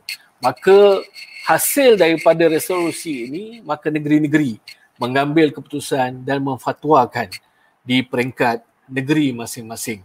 Selanjutnya dengan garis panduan sambutan Hari Raya Aidilfitri tahun lepas, dilanjutkan dengan keputusan haji tahun lepas dan haji tahun ini juga keputusannya maka kita tangguhkan dahulu bagi jemaah Malaysia menunaikan ibadah haji. Dan seterusnya dengan beberapa garis panduan berkaitan dengan ibadah ataupun aktiviti masjid dan surau mengikut perkembangan PKP ataupun Perintah Kawalan Pergerakan yang dilaksanakan atau dikuatkuasakan oleh pihak berkuasa di Malaysia. Hadirin hadirat sekalian, yang terakhir sekali tadi disebut oleh moderator berkaitan dengan vaksin. Maka pada mesyuarat kali ke 11 Muzakarah khas MKI pada Disember 2020 memang khusus membincangkan tentang hukum pengambilan vaksin COVID-19. Maka hukum yang diputuskan dalam resolusi Muzakarah MKI pada hari itu memutuskan bahawa pengambilan vaksin itu adalah harus dan adalah wajib bagi mereka yang diarahkan untuk mengambil vaksin. Dalam erti kata lain, Muzakarah membincangkan tentang hukum pengambilan yang dipertikaikan masyarakat vaksin itu sendiri. Di Malaysia ini kita ada pihak-pihak berkuasa yang bertanggungjawab. Contohnya kemasukan vaksin itu adalah di bawah bidang kuasa Kementerian Kesihatan. Yang kita bincangkan juga dalam beberapa jawatankuasa lain untuk melihat akan keberkesanan, keselamatan dan ramuan vaksin itu. Maka pihak Muzakarah juga diberi penjelasan ataupun diberi taklimat oleh pihak Kementerian Kesihatan Malaysia bersama dengan MPRA, iaitu badan yang bertanggungjawab berkaitan dengan farmaceutical di Malaysia agar vaksin yang masuk ke Malaysia itu selamat untuk digunakan oleh umat Islam dan juga memberi kesan kepada pesakit-pesakit ataupun mengelakkan daripada umat manusia atau masyarakat umumnya dijangkiti oleh virus ini. Untuk makluman masyarakat ataupun pendengar sekalian, jawatankuasa Muzakarah Majlis Kebangsaan Umat Islam sebelum bersidang, kertas kajian akan dibangunkan sebelum ini oleh bahagian penyelidikan. Bersyukur sebelumnya saya sebagai pengarah di bahagian penyelidikan, jadi banyak maklumat. Sebagaimana yang disebutkan oleh saya bersama Dato' Luqman tadi, maka JAKIM bertanggungjawab menyelaras keputusan berkaitan sesuatu hukum ataupun sesuatu permasalahan yang dihadapi melalui jawatankuasa muzakarah Majlis Kebangsaan Haiwan Islam. Dan selepas dibincang dan mendapat resolusi, maka mufti negeri-negeri akan membawa resolusi ini di peringkat negeri untuk diputuskan di peringkat Jawatankuasa Fatwa Negeri. Dalam masa yang sama, keputusan muzakarah ini akan diangkat ke Majlis Raja-Raja untuk sembah maklum perkenan duli-duli yang Maha Mulia Tuanku melalui pejabat penyimpan Maha Besar Raja-Raja Melayu. Dan setakat hari ini, alhamdulillah, keputusan-keputusan muzakarah yang disembah perkenan kepada Duli Yang Maha Mulia Tuanku diterima, diperkenankan oleh Duli Yang Maha Mulia Tuanku.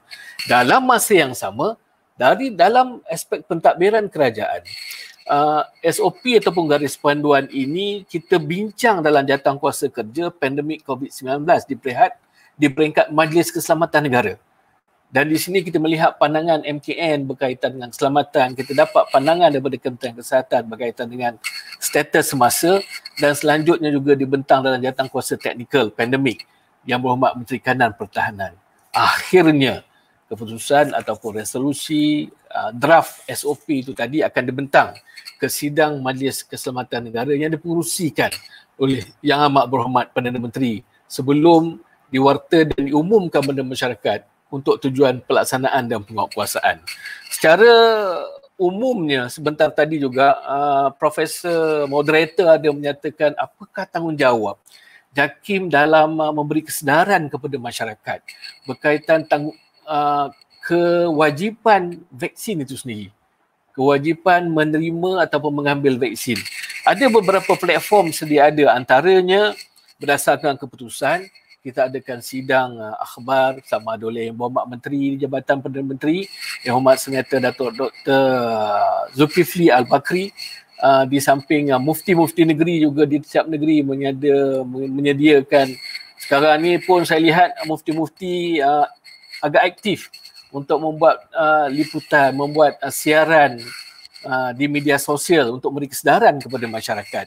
Di samping itu, khutbah-khutbah Jumaat yang disediakan juga disebarkan memberi kesedaran kepada masyarakat akan tanggungjawab untuk mengambil vaksin dan juga bersesuaian dengan hasrat kerajaan agar imunisasi kelompok di negara ini dapat terlaksana, insya-Allah. Jadi itu sebagai pembukaan. Kalau tengok timing pun semakin meruncing. Dan kembali kepada Profesor Dr. Moderator untuk kita teruskan sesi kita pada malam ini. Terima kasih. Alhamdulillah, terima kasih Dr. Sirajuddin atas penjelasan sebentar tadi berkaitan dengan urusan ehwal Islam di Malaysia ini dari sudut institusinya, yang mana kita memang melihat bahawasanya JAKIM memainkan peranan yang sangat besar dengan menjalankan apa yang kita dapat fahami tadi, beberapa keputusan-keputusan yang dibuat sebagai panduan kepada umat Islam di Malaysia.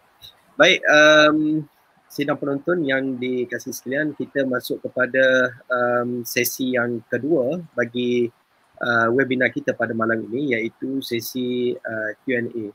Saya melihat banyak komen-komen yang kita terima ini, soalan-soalan yang kita terima ini, kebanyakannya berkait dengan soal lockdown, soal peningkatan orang kata jumlah yang terkena dengan COVID-19 ini.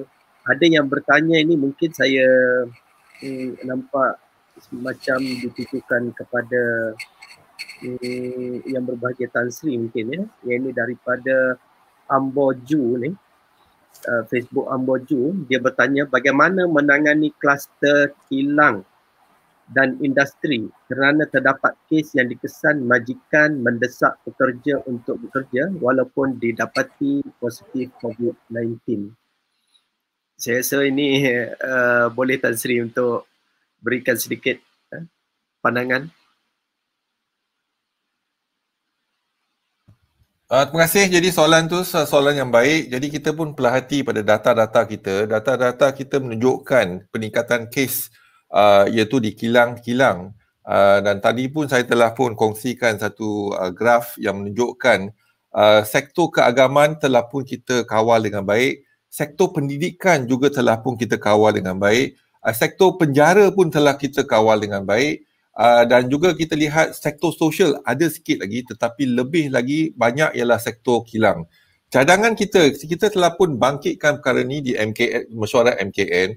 Kita pun faham kena imbangkan dari segi ekonomi dan juga kesihatan. Tapi sekarang ni ekonomi kita lihat menyumbang kepada peningkatan kes, dan kita kena lindungi iaitu sektor kesihatan.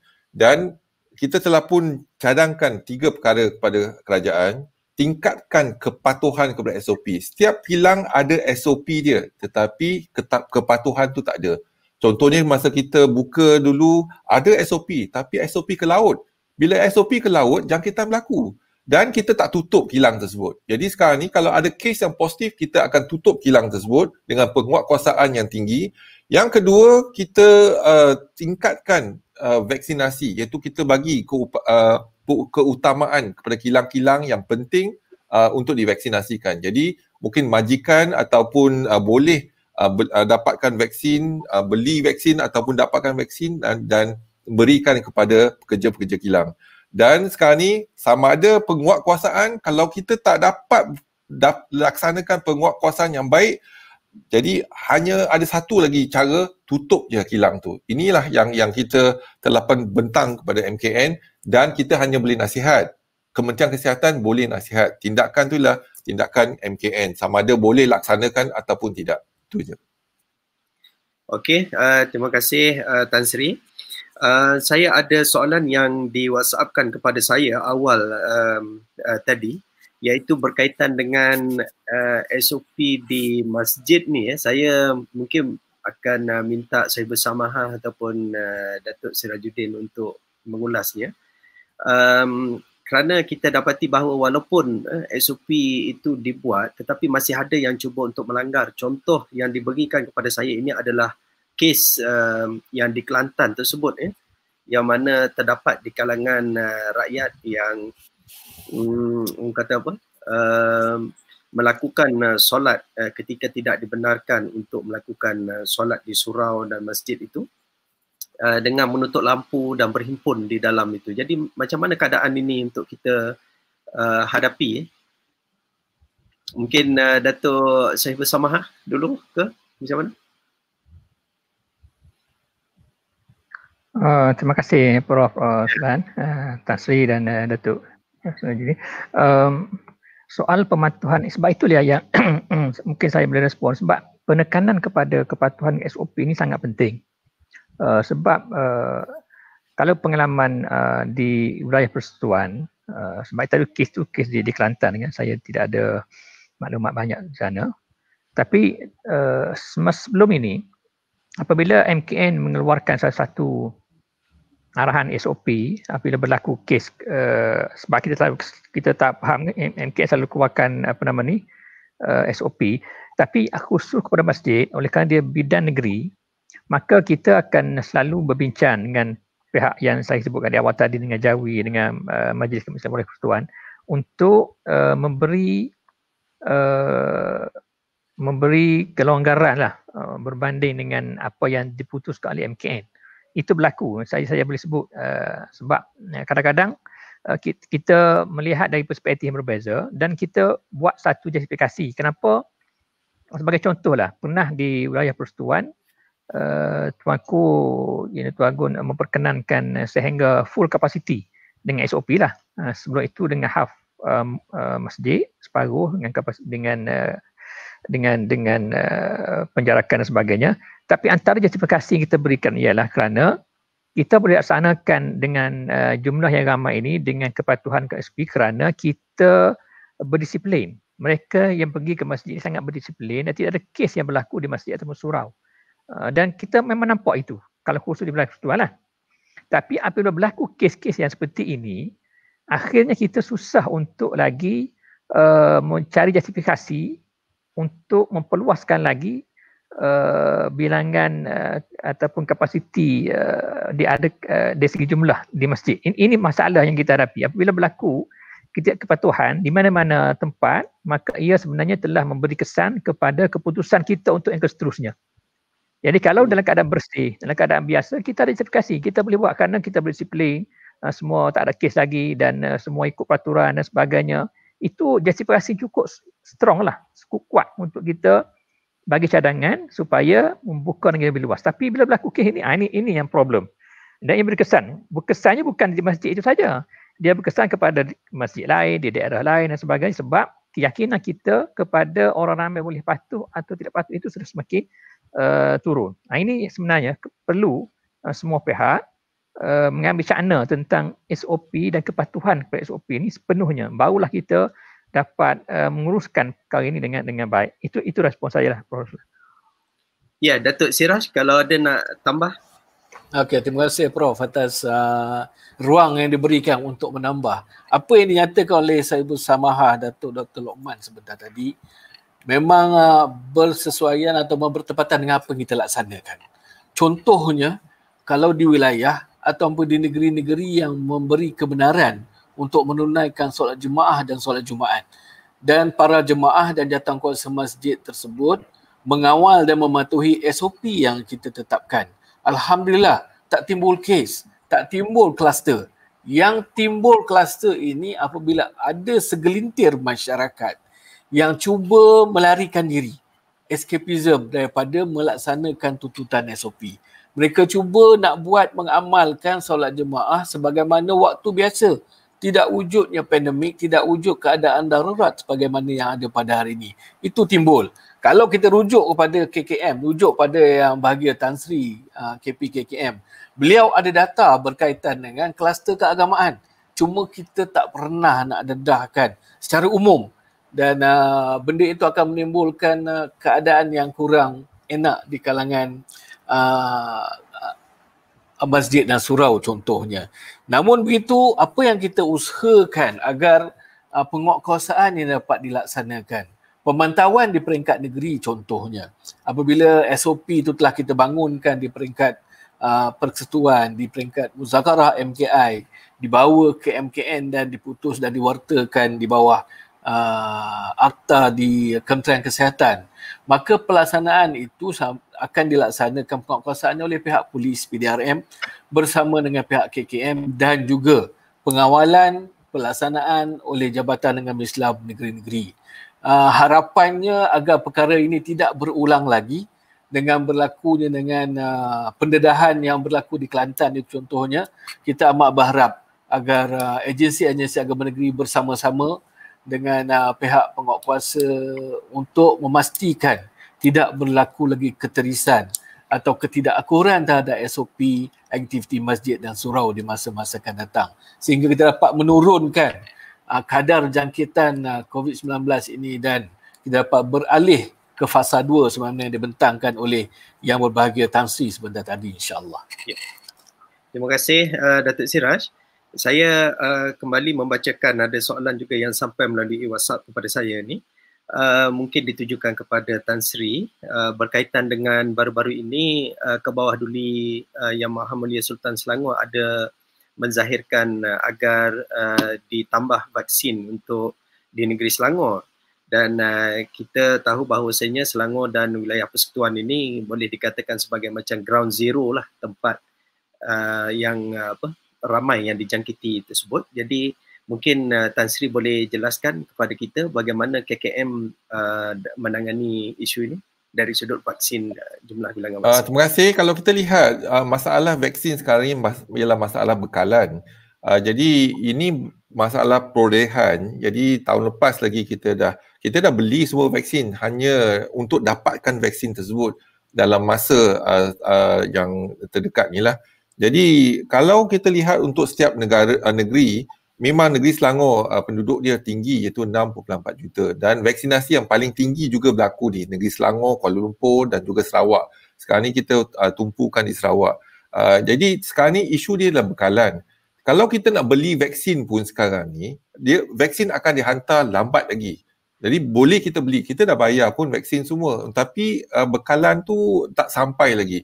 Contohnya kita beli vaksin Pfizer, kita ada 44.4 juta dos yang telah dibeli iaitu untuk 22.2 juta penduduk.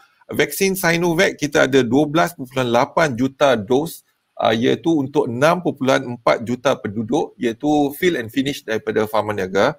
Vaksin AZ ataupun AstraZeneca 6.4 juta dan kita untuk 3.2 juta penduduk. Dan sekarang ni kita pun telah luluskan vaksin Sinovac dengan Johnson.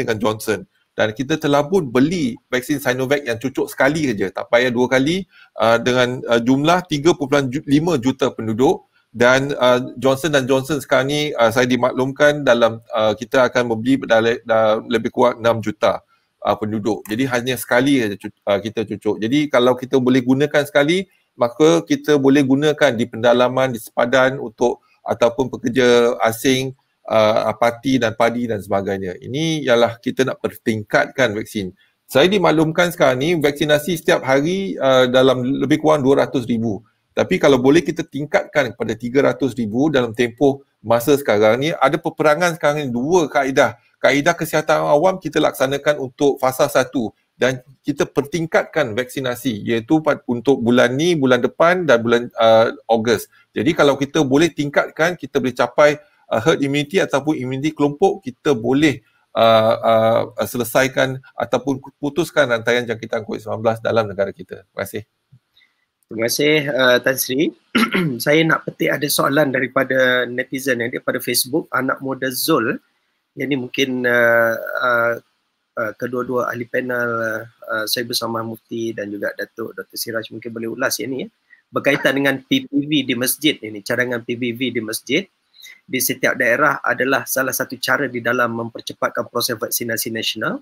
Adakah SOP PPV masjid ini perlu kelulusan daripada Jabatan Agama Negeri, sedangkan jemaah masjid dihadkan ikut SOP yang ditetapkan oleh MKN?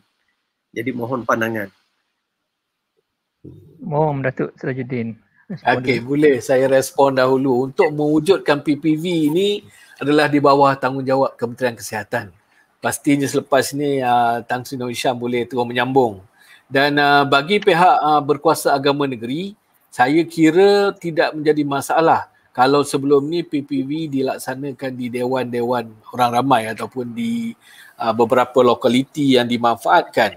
Namun sekiranya masjid dikirakan lokaliti ataupun lokasi yang sesuai, saya yakin dan percaya pihak berkuasa agama negeri dengan berlapang dada untuk menerima cadangan ataupun pandangan daripada Kementerian Kesihatan agar masjid-masjid daerah khususnya boleh dimanfaatkan sebagai PPV ataupun pusat pemberian vaksin kepada masyarakat. Boleh kita terus kepada Tan Sri, mungkin Tan Sri ada komen? Silakan. Ya, kita sekarang ni bukan hanya menggunakan masjid tetapi dewan orang ramai dan sebagainya. Jadi kalau ada tempat yang sesuai, ada tempat yang lapang, kita boleh guna pakai untuk kita mempertingkatkan lagi proses vaksinasi kepada penduduk di daerah tersebut.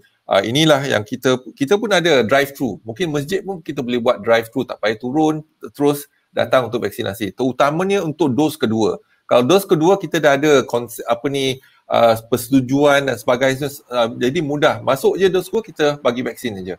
Jadi ini kita boleh jalankan drive-thru dan untuk OKU dan sebagainya lah. Jadi kita akan perluaskan lagi, bukan hanya di masjid, di mana tempat pun. Kalau ada tempat yang sesuai, tempat orang ramai, tapi ada penjarakan, ada kepatuhan dia semua, kita boleh laksanakan secepat mungkin. Dan juga kita ada mobile team masuk ke perkampungan orang asli ataupun pendalaman, tetapi kita gunakan vaksin yang 1 dos tu. Jadi kita masuk ke kampung tu, kita daftarkan semua orang, kita bagi vaksin, lepas tu kita keluar. Tak payah lagi kita nak cari siapa yang dapat dos kedua, individu mana yang yang belum lagi divaksinkan dan sebagainya. Jadi dos pertama tu, 1 dos tu penting. CanSino dengan Janssen, iaitu daripada company Johnson & Johnson. Tan Sri, agaknya bila jangkaan Tan Sri herd immunity ini dapat dicapai di Malaysia? Kalau kita lihat kepada perancangan kita dalam tempoh sekarang ni, kita seolah-olah berperang dengan virus ni, iaitu ada pasukan peperangan barisan hadapan, iaitu menggunakan kaedah kesihatan awam, patuh pada SOP, duduk di rumah dan sebagainya. Tapi sebab dah lama sangat kelesuan mental, fizikal, jadi susah kita nak bertahan kat situ. Kalau kita bertahan kat situ, buka aja, jadi kita akan kembali kes akan berebak. Jadi sekarang backup ialah vaksin. Jadi kita ada masa sekarang ni, bagi masa 2 bulan, 3 bulan untuk tingkatkan vaksin. Kita jangkakan dalam tempoh mungkin bulan 11 ataupun bulan 12 kita akan capai immunity kelompok. Kalau kita capai immunity kelompok, mungkin kita akan laksanakan, kalau nak pergi masjid, mesti ada tunjukkan kita dah divaksinkan, baru dah boleh masuk ke masjid dan buat aktiviti-aktiviti merentas negeri dan sebagainya. Tapi kita tak boleh laksanakan sekarang. Kalau kita laksanakan sekarang, kita katalah ke masjid mesti telah pun divaksinasi. Kalau nak merentas negeri, daerah mesti divaksinasi. Tetapi ramai lagi tak divaksinasi. Jadi orang marah. Iaitu kita nak divaksinasi tapi masih dalam proses menunggu. Jadi kita tak dapat patuh kepada sistem yang baru. Jadi kita akan melihat kalau ramai di kalangan rakyat Malaysia telah pun divaksinasi, kita akan gunakan vaksinasi sebagai satu kaedah untuk merentas negeri, ketidakpatuhan, tak perlu patuh kepada SOP dan sebagainya. Jadi ini mungkin belum dilaksanakan tapi dipertimbangkan. Masuk ke masjid mesti ada SOP. Masuk ke merentas negeri mesti ada pasport vaksin tu. Jadi mungkin negara-negara lain kalau kita nak pergi, contohnya kat umrah dan sebagainya, kita perlu divaksinasikan. Itu satu syarat dia. Jadi mungkin untuk merentas negara dan merentas negeri, merentas daerah, kita boleh guna pakai. Iaitu setelah divaksinkan 2 kali. Tapi sekarang ni masalah dia ialah ramai lagi, tak sampai lagi 10% dah divaksinasikan. Kalau kita buat syarat-syarat tu terlalu awal, orang akan marah sebab tak dapat vaksin lagi. Orang masih tunggu vaksin.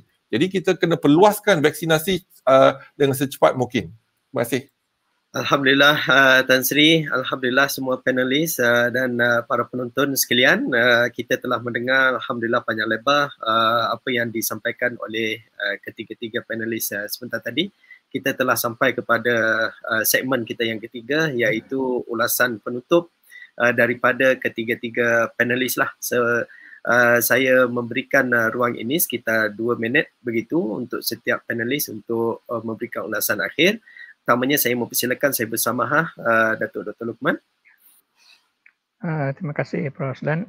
Mungkin sebagai penutup saya boleh berkongsi satu ayat daripada Al-Quran yang menyebut tentang, yang juga rasa bagi kita perlu melihat secara serius. Zahar al-fasal fil barri wal bahri bima kasbat aydin nas liyuziqhum ba'd allazi 'amilu la'allahum yarji'un.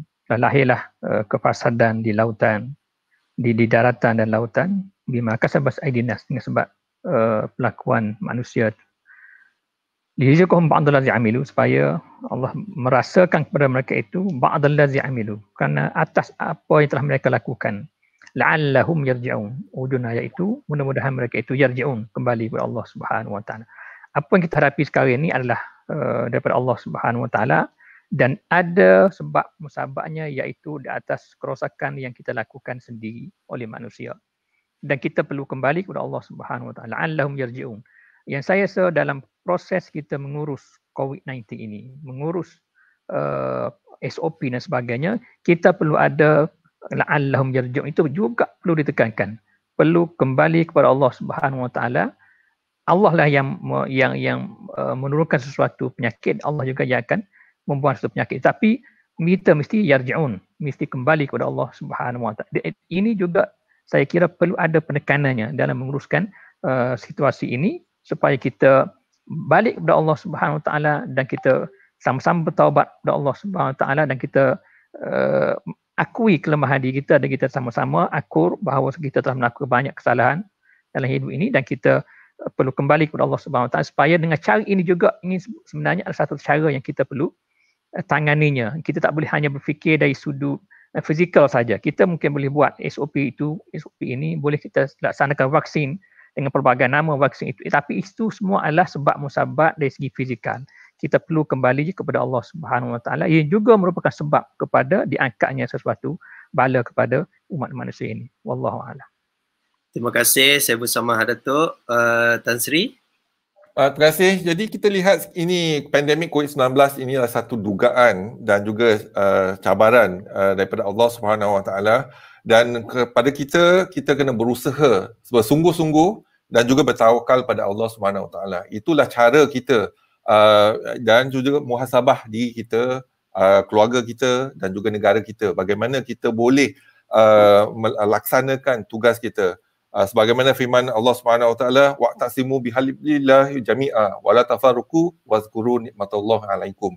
Inilah penting kita faham, ini adalah satu dugaan dan kita tak boleh putus asa. Kita tak boleh tipu diri kita sendiri ataupun kepatuhan pada SOP dan sebagainya. Kita kena faham penyakit ni dan kita kena ada dia punya asas untuk kita putuskan rantaian jangkitan COVID-19 dalam negara kita.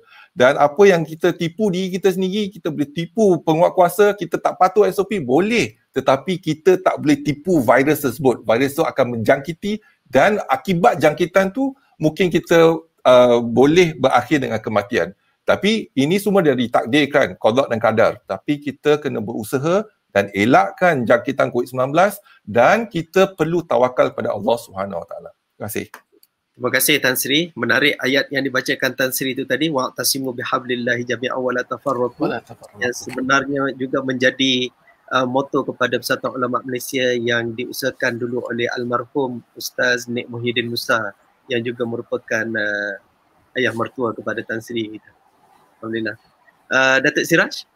Ya. Okey, terima kasih Prof Moderator atas ruang yang diberikan. Dalam masa yang diberikan ni, saya menyeru kepada masyarakat khususnya umat Islam agar kita bersama-sama bersatu padu. Tadi Tan Sri pernah sebut buat dengan ayatnya tersendiri yang dinyatakan, Sahibul Samahah, Datuk Lokman pun menyatakan pastinya dia akan lengkap apabila kita lengkapkan kolom-kolom itu dengan ati'ullah wa ati'ur rasul wa ulil amri minkum. Taatlah kepada Allah, taatlah kepada Rasul dan taatlah kepada pemerintah, iaitu pemerintah yang ada di kalangan kamu, agar kita dapat meneruskan dan menyelamatkan Malaysia dan umat Islam di Malaysia umum khususnya dan masyarakat di Malaysia ini daripada terus menghadapi kesukaran dalam melaksanakan ibadah apabila COVID ni berada berdekatan dengan kita. Kesempatan juga ingin saya rakamkan dan terima kasih kepada pihak-pihak berkuasa agama negeri yang dapat bersama-sama dengan JAKI menyampaikan maklumat kepada masyarakat, melaksanakan SOP di peringkat negeri agar kita dapat berusaha mewujudkan imuniti kelompok di kalangan masyarakat dengan pengambilan vaksin insya-Allah. Dan sebagaimana yang disebutkan oleh Yang Berbahagia Tan Sri sebentar tadi, disebut oleh Sahibul Samahah, Datuk Dr. Lokman, agar kita dapat berusaha ke arah melahirkan masyarakat yang dapat patuh SOP dan akhirnya dapat mengurangkan penularan wabak COVID-19 di kalangan masyarakat Malaysia insya-Allah. Terima kasih.